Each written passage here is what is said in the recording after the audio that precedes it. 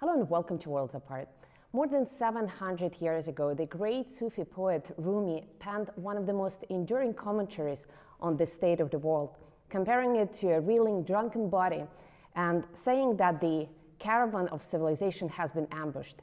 With fools in charge everywhere, he called on true leaders to stand up and be the captains of their ships.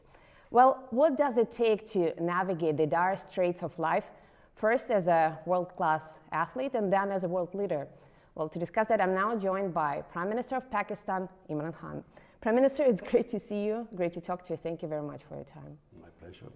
Now, I began with this somewhat verbose introduction, first because I know of your interest in Sufism, and more importantly because I think your whole life in politics and before that is a very colorful and I think very authentic illustration of following your heart's desires, which was very central to Rumi's teachings and the teachings of other mystics. You're going to turn 70 this year. What keeps you powered? Well, let me say one thing. When a human is born, within him, he's trying to look for God. And this is a constant journey towards God. A lot of people, unfortunately, never ask the two questions. They never ask themselves, what is the purpose of existence? And what happens to me after I die? But whenever they ask these questions, it takes them towards God. The only way you have the answer to this question, the purpose of existence, what happens to us when we die, is in religion. And all religions answer that question. Science doesn't. So the two ways of existence, one is the spiritual and the other is the material. And for me, if you are on the spiritual road, then you will always be looking for how you can face your God after you die, that you have fulfilled your responsibility as a human being.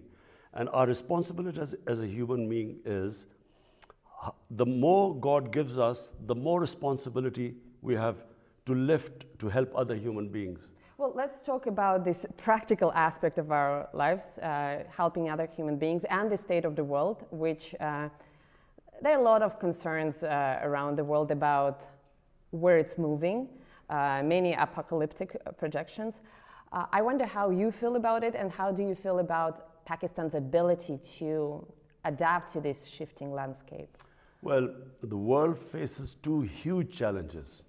One is climate change, where the material existence, when we only live in this world for material well-being, then the classic example is how we imperil our own existence, is what climate change is. How we have ravaged the earth, and how we have misused the blessings of God. On the other hand, so that is the biggest challenge, I think, for human beings, because unless we do something, the world collectively does something, then we face, we already are facing issues all over the world.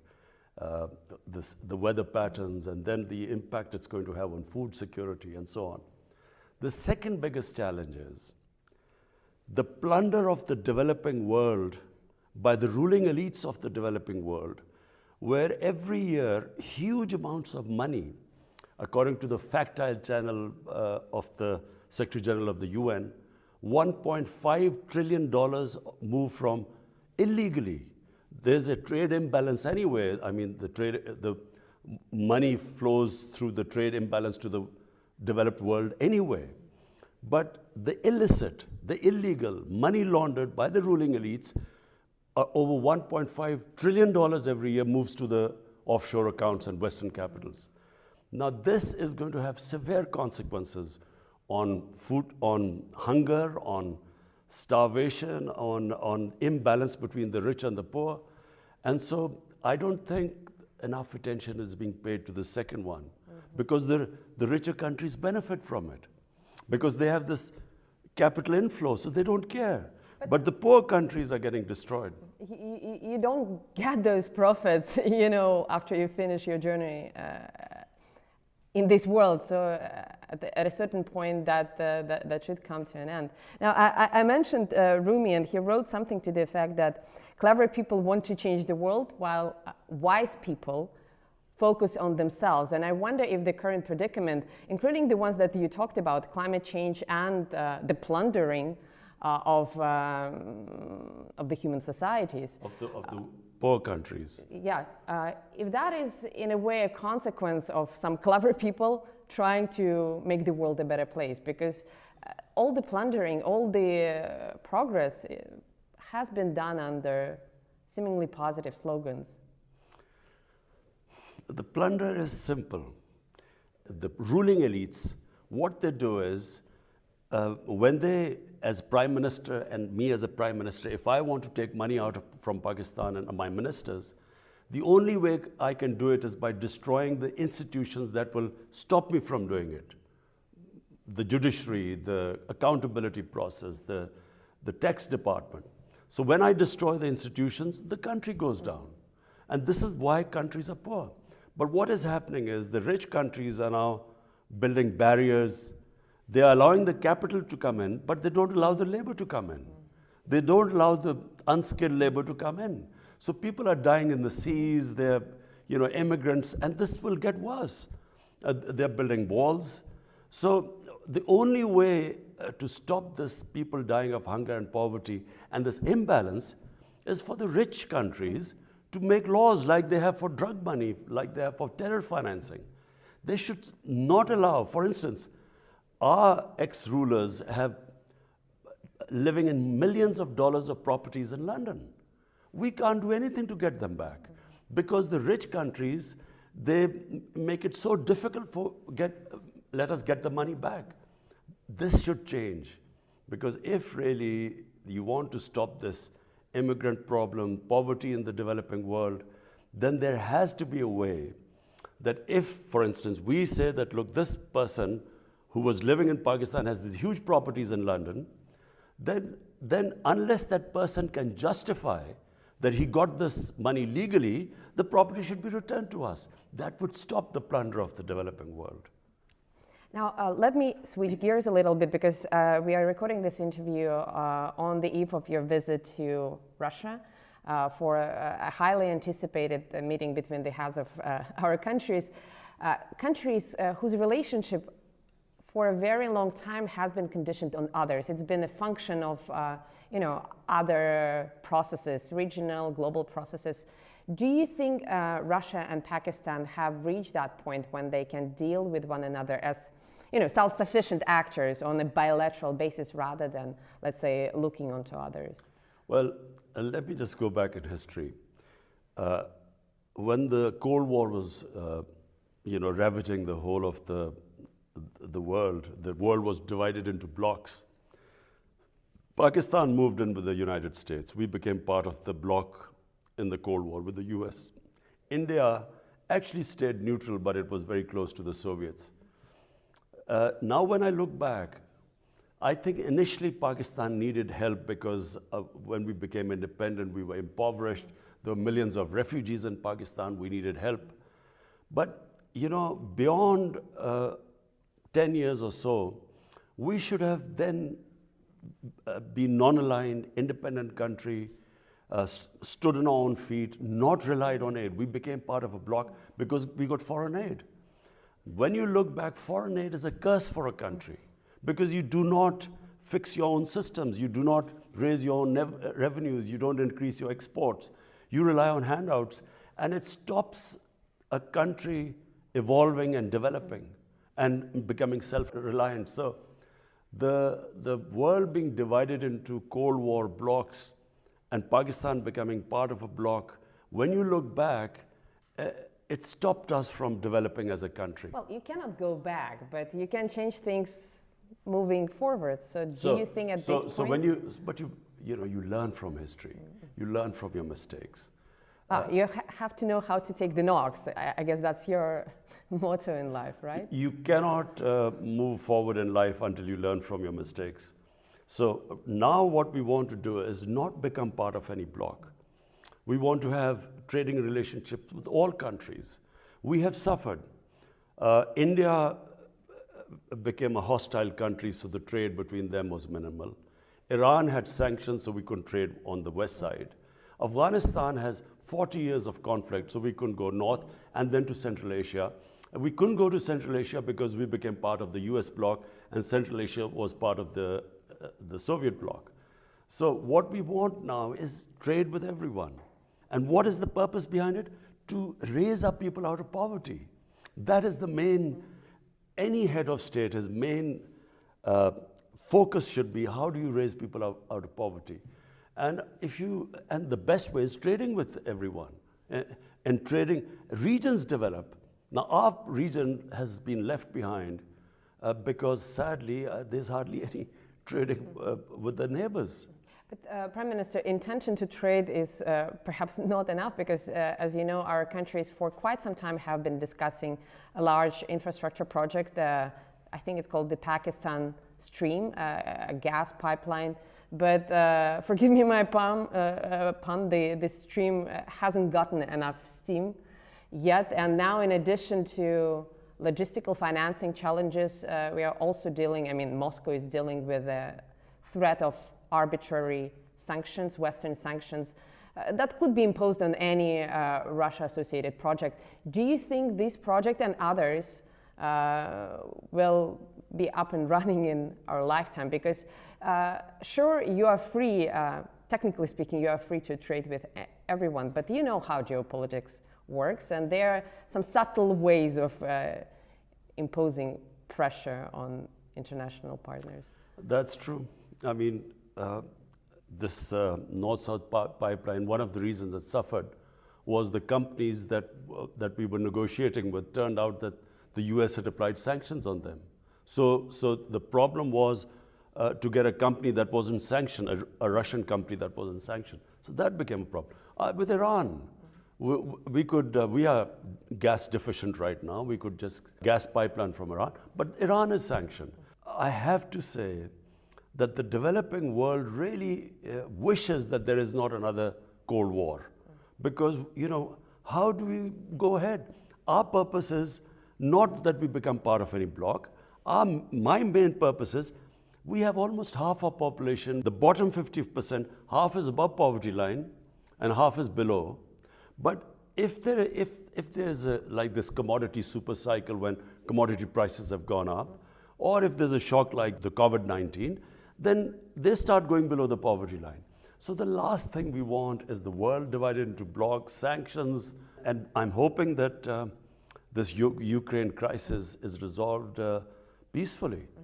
But do you think this pipeline will be up and running while well, you're still in office? Now we have been working on it with the Russian counterparts, and I think we have got very close now to signing the agreement. Well, good luck with that. You mentioned the Ukrainian crisis, and if we read reports in Western media, there's an imminent war between Russia and Ukraine on the cards, and clearly Western countries take a very oppositional, I would even say inimical view to Russia.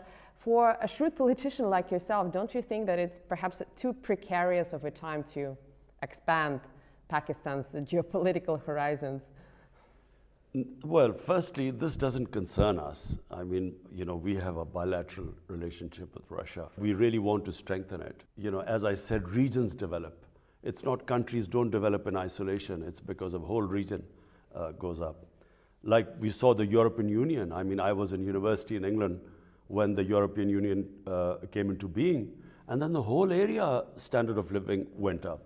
So we want to sort of really, we hope that, you know, sanctions are lifted on Iran so that, you know, we're short of gas here. And, you know, with Iran, it's the cheapest gas we can get. And similarly, we hope that India one day, I mean, Indian leadership, I wish they would concentrate on raising people out of poverty in India rather than proving to the world that the Hindus are the most superior race.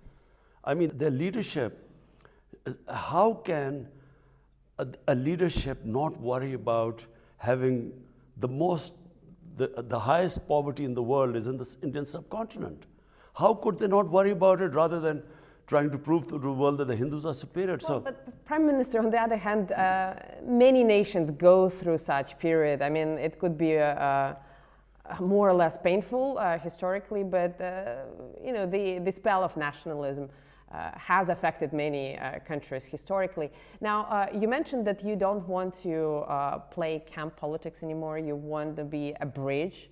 And this is a very admirable goal, also a very beautiful metaphor. I think Turkey or even Ukraine framed their foreign policy in such terms a few years back, but they were disappointed. What makes you believe that Pakistan can actually pull it off, being this bridge, let's say in Eurasia, when so many other countries attempted it and failed?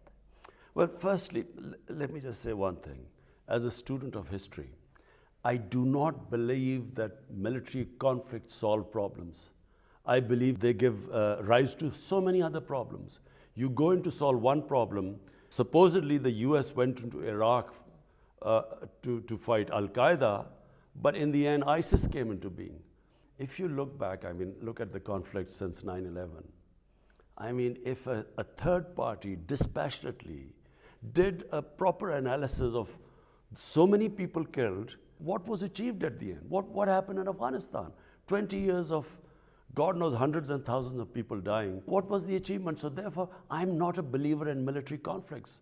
I believe that civilized societies resolve the difference through dialogue. And the countries that rely on military conflict have not studied history properly. Well, they have not studied history properly, and they haven't faced any accountability, because in this day and age, power still, decides what has to be done. Do you believe, on a personal, or let's say on a political level, in some sense of accountability, maybe historical accountability, do you think things will change in the world so that all the great aspirations that you have could be realized without us getting very cynical? Because I hear what you're saying on an emotional level, but I have covered so many wars and I have seen so many people killed absolutely for nothing that I simply don't believe that Western leaders care about things like human lives or even development in the developing countries. I'm sorry for saying that. It's true. Most leaders, the main concern is to stay in power.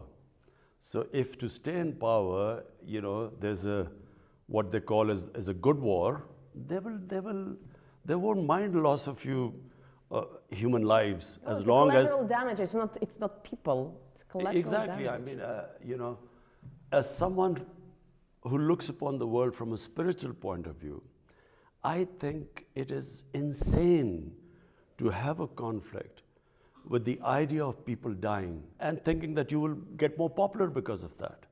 I think throughout history, human beings have done this. Supposedly great leaders came in and caused death and destruction. So I believe, for instance, take this Ukraine conflict.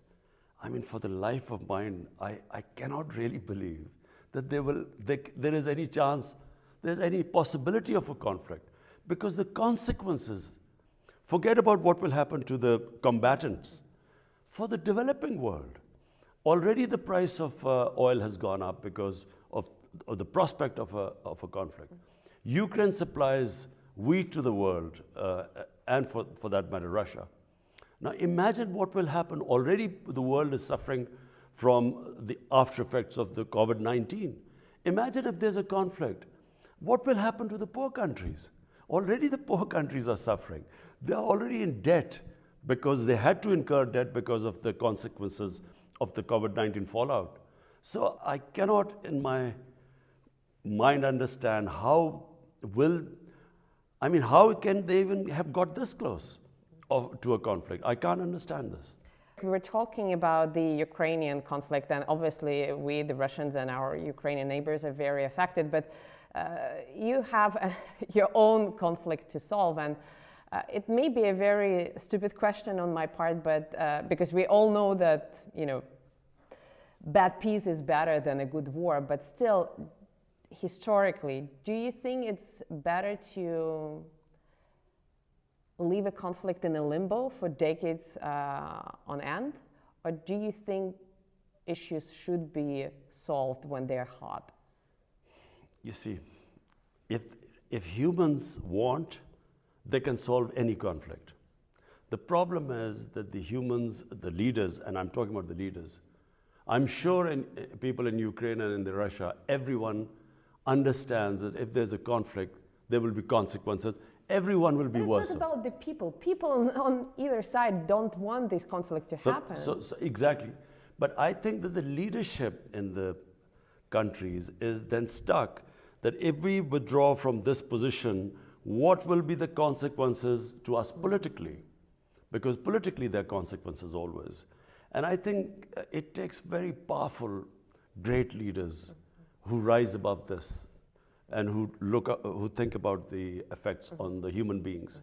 I do want to ask you about great leadership, but very quickly, I know that you have tried to deal with your mutual grievances with India over Kashmir, and I'm sure you're not satisfied with the results of those efforts.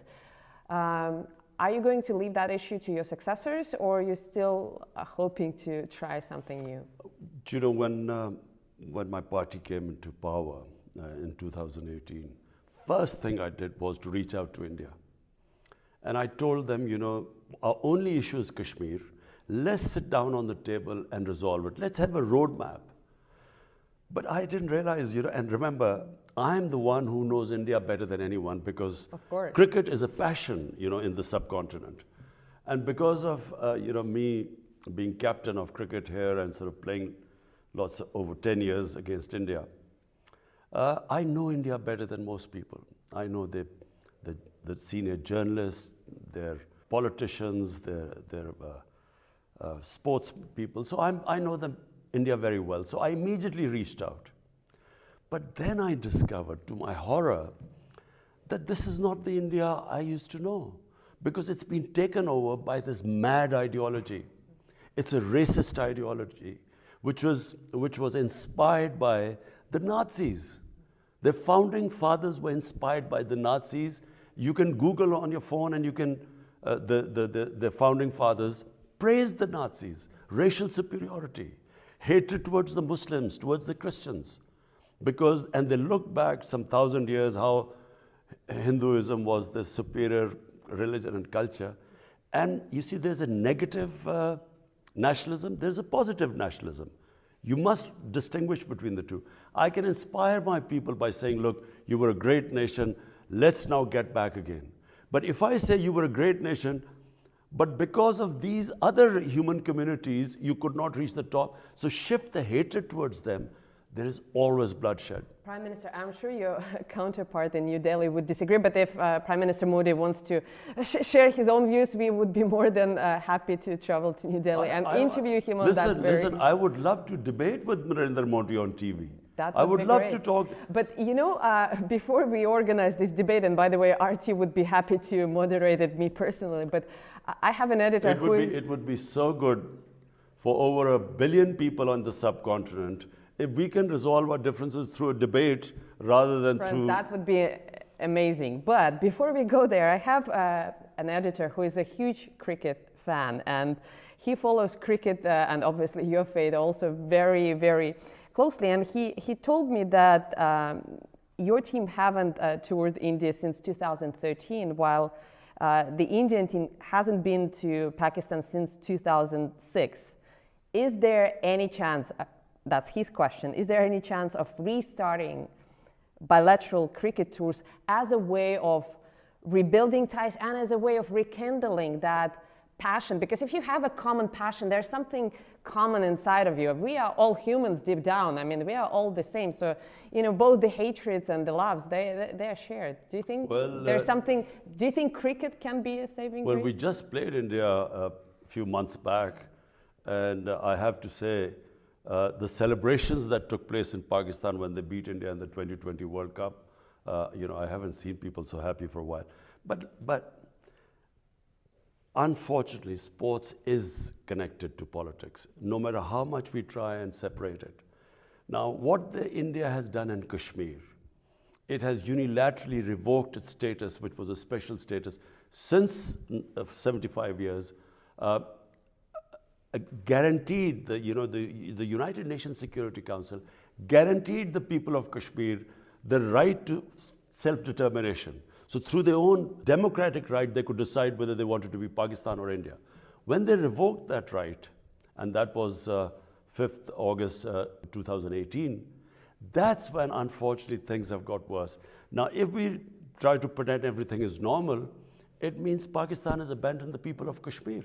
So therefore, you know, we played in a third country like this World Cup, but bilateral ties, I think, will have to wait till there's some sort of a breakthrough here.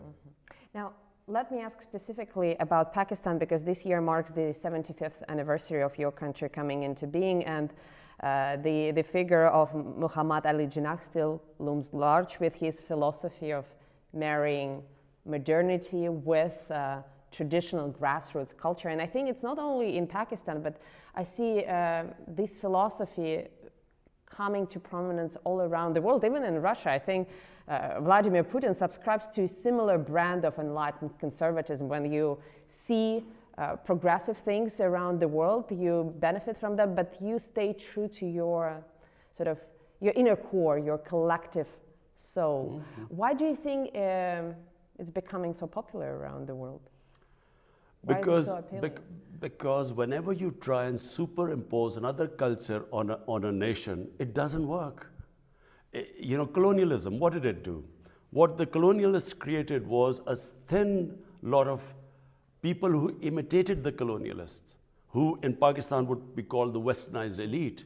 But there was a big gap between them and the rest of the population. So nations evolve organically. They borrow from all over the world, but they are rooted in their own culture and history. If you cut that off, I mean, it has severe consequences all over the world. When you cut off a country from its roots, a nation, and try and ape another culture, they become neither one thing or the other. In Urdu, we say neither a teeter or a bater, neither quail or a partridge. So it's very important that the countries stay rooted in their own history and culture, and that's how countries evolve as a whole. What has happened after colonialism is that you have a tiny set of elite which pretends that they're Western, and the gap between them and the rest becomes wider and wider. It's what happened in Iran. The Iranian Revolution was that the elite of the Shah of Iran became cut off from the mass of the population. So there was a huge reaction against it. In Pakistan, what we are trying to do is obviously learn from all advanced societies, and right now, the nation we can learn most from is China, because if my main emphasis is to raise people out of poverty, no human society has achieved what China has done. So therefore, we learn from everyone, but we should be rooted in our own culture, history, religion. Now, since you mentioned China, China played a subtle but I think very significant role in facilitating Russian-Pakistani exchanges, and I know that recently while visiting Beijing, you suggested that Islamabad can act as a mediator between Beijing and Washington. What makes you believe, I'm sorry for being blunt, but what makes you believe that mediation is even possible? Because as far as I understand the American psyche, they are not after understanding, they are not after negotiating on the level playing field, they are after preserving dominance. Would China agree to that? Look, the America I know is very diverse. Any country, for instance, what is happening in India is not what Indians are like. This is not the India of Nehru and Gandhi. This is the India of Narendra Modi. A tiny, highly organized elite has taken over India, just like the Nazis took over Germany. So, you know, at a given point, there is this extreme nationalism which has been released in the US, and they want this dominance. But surely there are sensible voices in the US saying that conflict is where you are heading. Conflict, Cold War is not the way. There is another way where it could be win and win for everyone. And I certainly believe that the cooperation between China and the United States, and even for that matter Russia, will benefit mankind much more than a conflict. I wish I had more time. I have many more questions, but let me ask the final one. And it's a bit cheesy, but I ask it sincerely because you've reached the pinnacle of your sporting career by giving your country its first and only victory in the Cricket World Cup. How do you hope to be remembered? What do you want to give to your people as the Prime Minister? That's a simple answer. I would love to emulate China in terms of bringing people out of poverty. Two things I want. One thing is if I can bring people out of poverty, but related to that is rule of law. You see, problem with poor countries, developing world, is they don't have rule of law. That's why they're poor countries. But even developed world doesn't have the rule of law. They have the international law for everybody else, but not for themselves. Yeah, there are two different things. There's the rule of law within the country, and then rule of law between countries. That doesn't exist. The powerful always want to be above law. But within the countries, countries only prosper when they have rule of law. The third world, or the term banana republic is not because a country is poor because of lack of resources. They don't have rule of law. They have law of the jungle. So human societies are defined by two great things: rule of law and a welfare society. A society that is humane and just and looks after its people who are not so privileged, who are poor. And so that's how I want to be remembered. If I can bring rule of law in Pakistan and raise our people out of poverty on the lines what China has done, I would be able to meet my maker with confidence. Well, best of luck, I'm sure. I mean, you followed all your dreams throughout your life, so it seems like you're on the road. I'm one of those few privileged people who whatever he asked from the Almighty, he got it. And this is my last wish that, if I can succeed because I believe that if you have rule of law and if you can bring people out of poverty and look after a humane society, then you don't have to do, the society goes up then. A nation rises when it rises inclusively. It doesn't rise when a tiny people keep getting richer and the rest are left behind. It rises what China has done. You see, China is remarkable. In fact, what China has done is what our Prophet Muhammad sallallahu alaihi wasallam, he built the first society in the 7th century. And that society had these two things: rule of law, and it was the first welfare state in the history of mankind. And they became the greatest civilization for hundreds of years. Can I ask you one last question? Because you mentioned the Almighty, and I've been an observer of global politics for quite some time, to believe that any leader can succeed with the help, can only succeed with the help of a higher spirit, whatever we call it. I mean, we have many religions, but at the end of the day, the spirit is one and only. And that force, that higher force, demands of you being true to yourself, being true to the cause that you are serving. But politics is such a field that is impossible to operate in without manipulation. How do you balance this need to be effective, if you will, and to be true to the power that powers you? Very simple. You compromise to reach your objective. You never compromise on the objective itself. So as long as I make all the compromises to get to where I'm very clear. I explained to you rule of law and welfare state. But if I find that I have to compromise where my objective is going to be affected, then I don't compromise. Well, Prime Minister, it's been a great pleasure talking to you. I hope your team receives as much hospitality as we've benefited from here. Best of luck in Moscow, and best of luck for your endeavors. I'm looking forward to my trip to Moscow.